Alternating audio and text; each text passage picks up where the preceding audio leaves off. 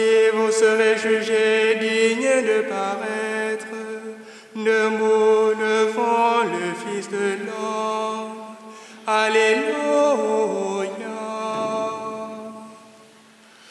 Alléluia.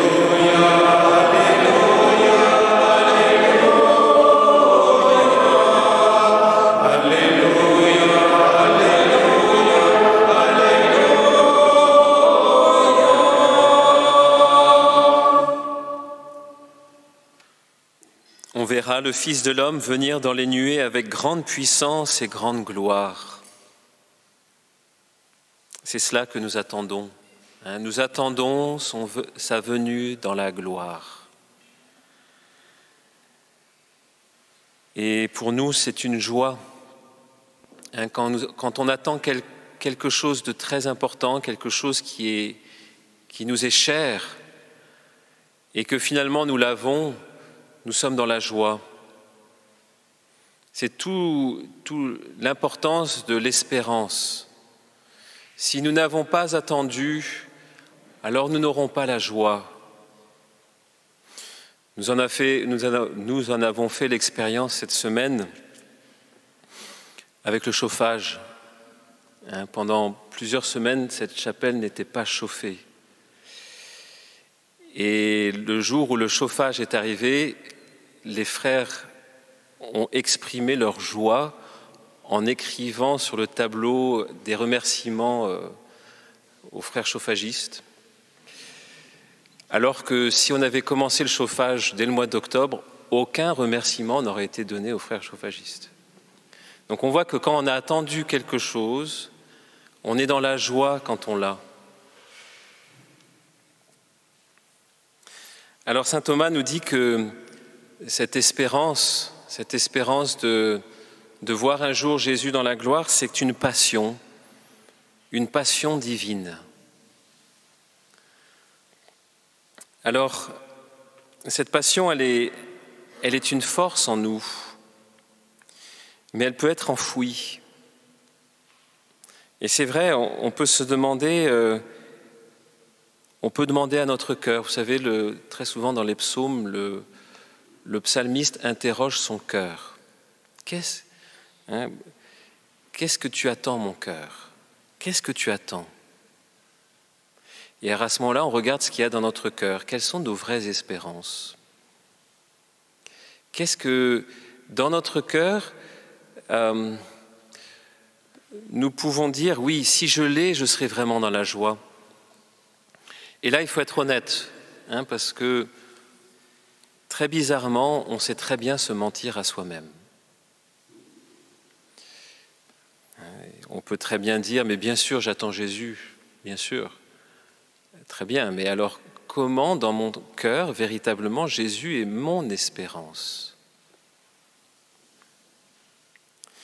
Parce que, nous dit saint Thomas, espérer que Jésus revienne, c'est un don de Dieu. C'est un don de Dieu. Nous, naturellement, qu'est-ce qu'on espère? Une bonne santé, de la sécurité, un peu d'argent, suffisamment en tout cas, d'avoir des amis, tout ça c'est nos espérances humaines et qui ne sont pas mauvaises. Mais c'est pas « j'espère que Jésus va revenir ». Qui d'entre nous peut dire profondément, avec tout son cœur, « oui, vraiment pour moi, j'espère que Jésus va revenir ». Alors, si c'est le cas, eh bien, vous avez laissé l'espérance venir au plus profond de votre cœur. Parce que cette espérance, elle est bien là. Depuis notre baptême, nous avons reçu la foi, l'espérance et la charité. Et donc, ils sont des trésors en nous qui, très souvent, sont enfouis sous le sable de tous nos projets, de toutes les choses qui humainement sont pour nous importantes et pour lesquelles on passe tout notre temps, toute notre énergie. Combien de fois, lorsqu'on demande à un chrétien est-ce qu'il prie tous les jours, Vous ne vous rendez pas compte, mais je n'ai pas le temps. Ou je suis fatigué. Mais ça montre quelle est votre espérance.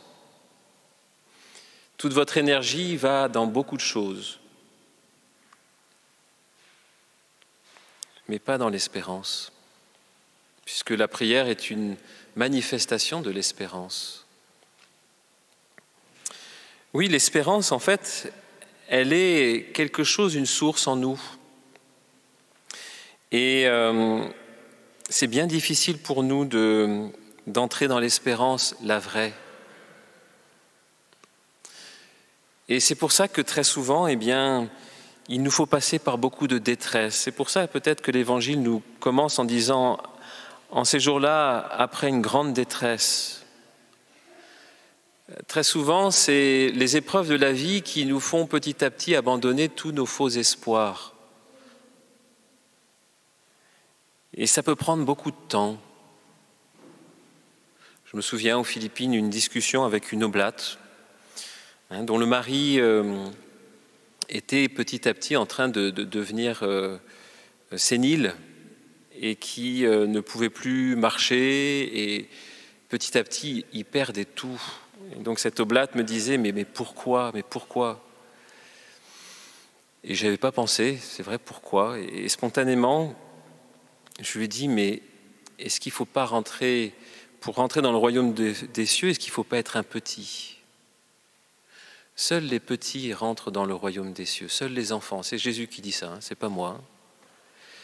Et au fond, est-ce que pour pouvoir rentrer de tout notre cœur dans le royaume des cieux, il faut petit à petit perdre tout ce qui sont nos appuis humains et qui font qu'on n'a pas le temps pour Dieu, alors que tout notre être est fait pour Dieu et qu'un jour nous verrons Dieu face à face, quoi qu'il arrive. Ça, je vous le promets.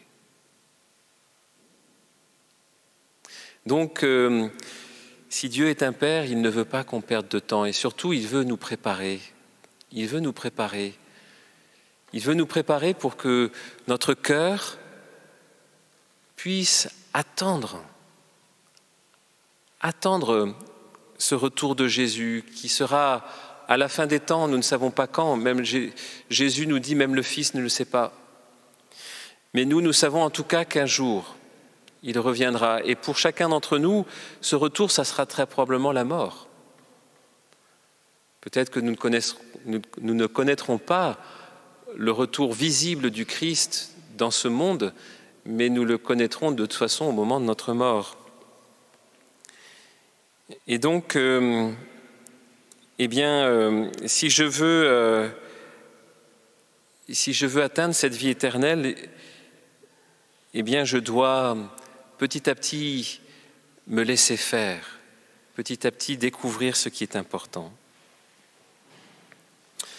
Alors la lettre aux Hébreux nous dit qu'après avoir offert pour les péchés un unique sacrifice, Jésus s'est assis pour toujours à la droite de Dieu.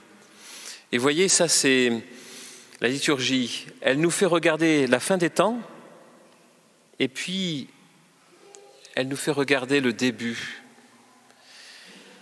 Le début de notre espérance, c'est la mort de Jésus et sa résurrection.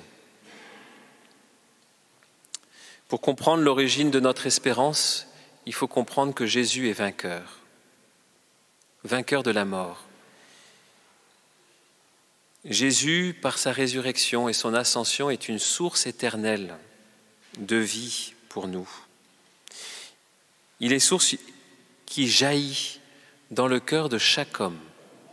Depuis la résurrection du Christ, tout homme qui vient dans ce monde reçoit ce principe de vie, particulièrement lors du baptême, lorsqu'il se tourne vers la foi. À ce moment-là, eh bien, cette vie éternelle en nous, c'est cette résurrection du Christ qui fait que, quelle que soit l'issue de notre vie ne se terminera pas, elle se continuera en vie éternelle. Elle a déjà commencé.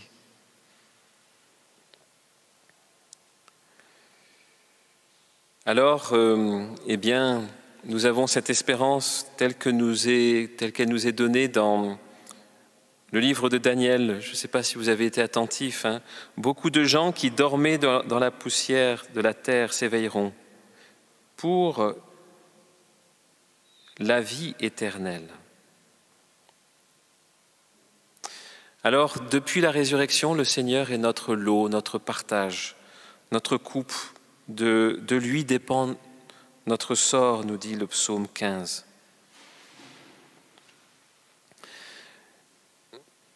Le Seigneur est toujours avec nous. Depuis la résurrection, en fait, il est toujours avec nous. Et c'est ça notre espérance. Vous savez que vous avez 2 pieds dans l'espérance. L'espérance est une vertu théologale qui a 2 pieds. Le premier, c'est « je vais vers la vie éternelle ». Et le deuxième pied, je peux m'appuyer sur le Seigneur dès maintenant.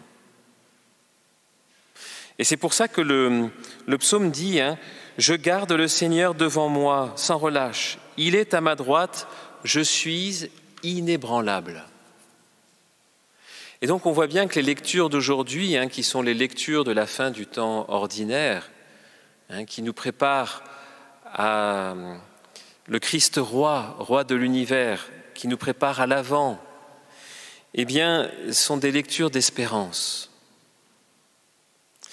Oui, l'Église veut que nous mettions notre espérance en Dieu et en Dieu seul. Alors, pour celui qui a mis son espérance en Dieu seul, la vie devient une joie. Mon cœur exulte, mon âme est en fête. Cette fête, c'est le Seigneur qui est avec moi. Vous savez que la tristesse est souvent le signe qu'au fond, j'ai perdu la voie de la vraie espérance. Et ça, c'est toujours parmi notre examen, les choses qu'on peut examiner dans notre conscience. Est-ce que je suis dans la joie ? Si je suis dans la joie, il y a des bonnes chances que le Seigneur est dans mon cœur.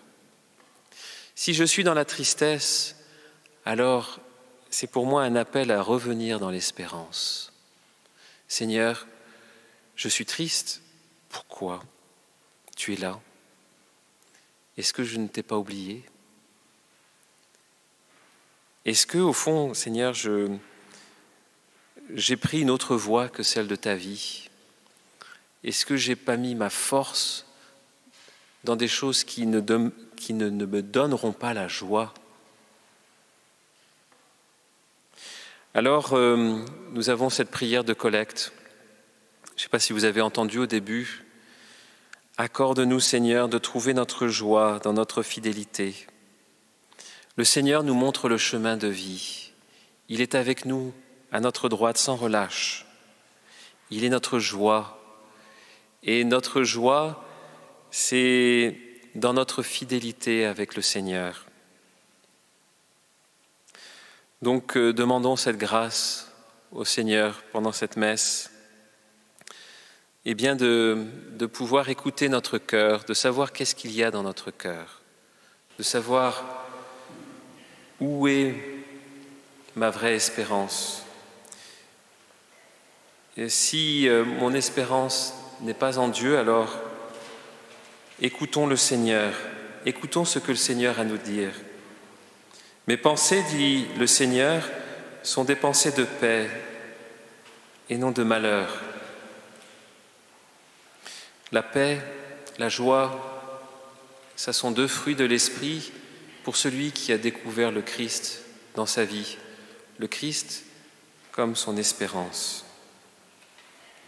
Le ciel et la terre passeront, mais ma parole ne passera pas, parce que la parole de Jésus est une parole de vie éternelle. Alors, gardons cette parole de Jésus. Gardons cette parole de Jésus qui nous fera demeurer dans la paix, dans la joie, dans l'espérance qu'un jour il revienne, dans l'espérance que ma force et mon chant, c'est le Seigneur.